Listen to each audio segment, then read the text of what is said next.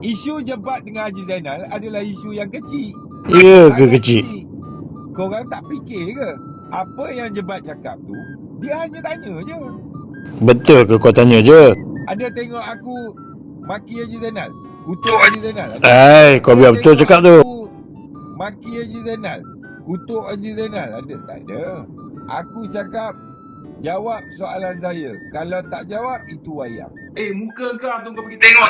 Ni apa dia? Bukan maki ke? Macam mangkuk tandas yang aku tengok. Mangkuk tandas yang tak flash lah. Pasal apa? Dia ada putih, bawah ada putih sikit, lepas tu ada hitam-hitam sikit. Tu tahi lah tu yang hitam tu.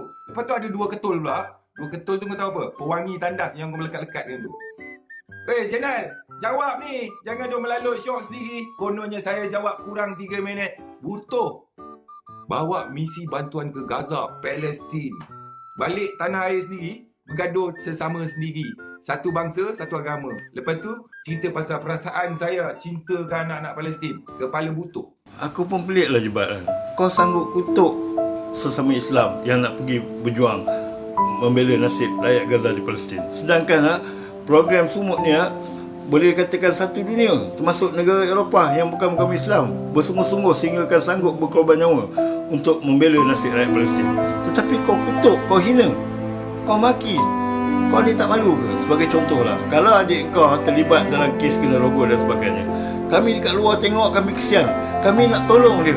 Kau katakan ini satu lakonan. Kau ni manusia apa ni sebenarnya? Tak malu ke cara kau cakap tu? Alamak, fikir-fikirlah berkakak sikit kan. Kalau orang barat tengok kan, macam ni ke orang Islam sendiri mengutuk orang Islam yang nak memperjuangkan nasib rakyat di Palestin? Biadab.